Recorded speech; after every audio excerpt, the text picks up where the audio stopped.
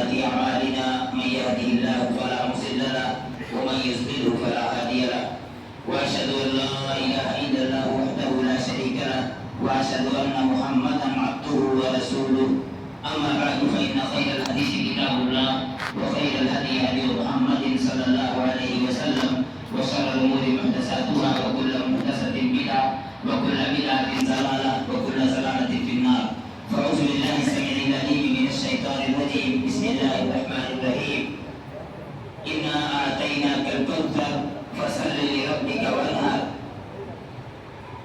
اللہ رب العالمین کا لاکھ لاکھ شکر ہے کہ ہم نے باجماعت عید الاضحیٰ کی نماز ادا کی اور ابھی دوسری عبادتیں بھی ہم آج کے دن کریں گے انشاءاللہ۔ عید الاضحیٰ کی مناسبت سے مجھے تقریر نہیں کرنا ہے، خطبہ مسنون طریقہ اللہ کے رسول صلی اللہ علیہ وسلم کی سنت ہے، 2-1 منٹ کے لیے میں کھڑا ہوا ہوں تاکہ سنت بھی ادا ہو جائے اور جو میں سمجھتا ہوں کہ بتا دینا بہتر ہے وہ بتا دوں۔ عید الاضحیٰ کی نماز ہم پڑھے ہیں، ابھی اس کے بعد ہمیں ایک قربانی کرنا ہے۔ یہ پہلے تو ابراہیم علیہ السلام کی سنت ہے اور ابراہیم علیہ السلام کے بعد اللہ کے رسول صلی اللہ علیہ وسلم کی بھی سنت ہے، کیونکہ اللہ کے رسول نے ابراہیم کے تمام کاموں کو اپنے کام کے ساتھ جوڑ لیا ہے، بلکہ تمام نبیوں کے کام کو نہیں جوڑا، لیکن ابراہیم علیہ السلام کے کام کو اللہ کے رسول صلی اللہ علیہ وسلم نے اپنی شریعت بنا لیا، اپنا طریقہ بنا لیا۔ ابراہیم علیہ السلام نے جو کام کیا تھا، آج جو کام اللہ کے نبی نے کیا اور ہم بھی کر رہے ہیں، قیامت تک یہ کام ہمارے لیے باقی رہتی ہے، سنت بن گیا۔ ابھی ہم نماز کے بعد انشاءاللہ قربانی پیش کریں گے۔ قربانی کا معنی ہوتا ہے قریب ہونا، اللہ سے قریب ہونا۔ قربانی میں ہم جانور کی قربانی پیش کرنے جا رہے ہیں۔ اللہ سے دعا ہے کہ اللہ تعالیٰ ہم نے جو بھی کیا، غلطیاں کیا اسے نظر انداز کر دے، اچھائیاں کیا اللہ اسے قبول کر لے، یا جتنی بھی اچھائیاں کریں اللہ تعالیٰ قبول کرے، ہماری قربانیوں کو قبول کرے۔ لیکن آج ہم قربانی کرنے سے پہلے اس بات کا عہد کر لیں کہ قربانی کے دن ہم اللہ رب العالمین سے معافی مانگ کر کے اپنی انا کو، اپنی گھمنڈ کو قربان کر دیں، اپنے تکبر کو قربان کر دیں، اپنے ناز و نخرے کو قربان کر دیں۔ اگر کسی کے پاس علم ہے، علم کا غرور ہے تو اس کو قربان کر دیں۔ کسی کے پاس دولت ہے اور دولت کے نشے میں چور ہے تو دولت کے نشے کو بھی قربان کر دیں۔ جتنی طرح کے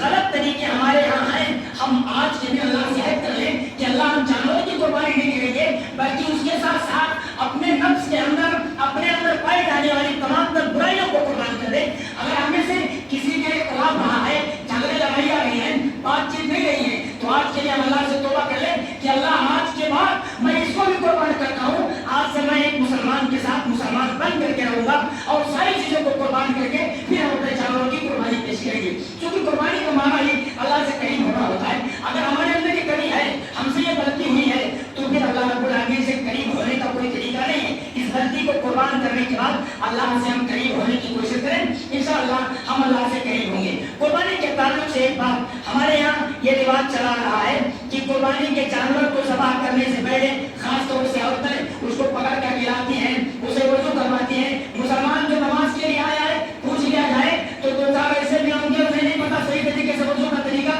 جانور کا وضو کون سا ہے بھائی، اسے وضو کروایا جاتا ہے۔ اس طرح کی کوئی روایت اللہ کے رسول صلی اللہ علیہ وسلم سے ثابت نہیں ہے کہ آپ اسے وضو کروائیں۔ ایک دوسری بات، جانور اگر ایک آدمی ایک سے زیادہ کئی جانور کی قربانی کر رہا ہے، پہلی بات ممنوع جانوروں کی قربانی ہرگز نہیں کرے گا، اور ہمارا دور تو الحمدللہ اس معاملے میں ممتاز حیثیت رکھتا ہے کہ اب تک اس طرح کا بقرعید، عید اور عید سے ہٹ کر کے کبھی بھی اس طرح کا کوئی منظر نہیں ہوا ہے جس سے ملک کا ماحول خراب ہو، ایسا کوئی مسئلہ کبھی نہیں ہوا ہے مسلمانوں کے ذریعے، انشاءاللہ ایسی امید بھی نہیں ہے۔ ہم اپنے ان جانوروں کی قربانی کرنے جا رہے ہیں جسے اسلام نے اجازت دی ہے، حکومت نے اجازت دی ہے، لیکن ان جانوروں میں سے اگر ہم ایک ہیں، ہمارے پاس ایک ہے تو ہمارا کھانا لازم ہے، لیکن اگر کئی جانور جو لوگ قربان کرتے ہیں ان کے لیے اس بات کا اہتمام ہونا چاہیے کہ جتنے جانور کو ذبح کرے گا ان جانوروں میں سے سب کے گوشت کو کھائے گا، چاہے وہ ایک ٹکڑا ہی کیوں نہ ہو، اس کا کھانا بے ضروری ہے۔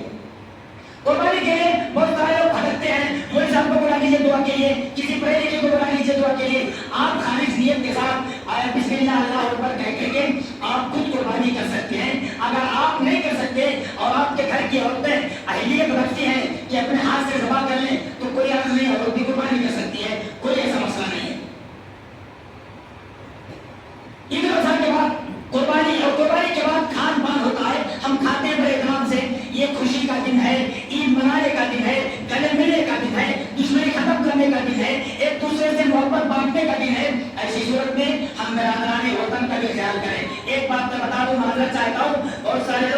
अगर इस नाहिए से कुर्बानी करते हैं कि अगर नहीं करेंगे तो हमारे बच्चों का क्या होगा, ये सोच बदल देने की जरूरत है। आप कुर्बानी करेंगे अल्लाह के लिए, उसमें आपके बच्चे भी शामिल होंगे, खाएंगे। बहुत सारे लोग कुर्बानी करते हैं एक तरह से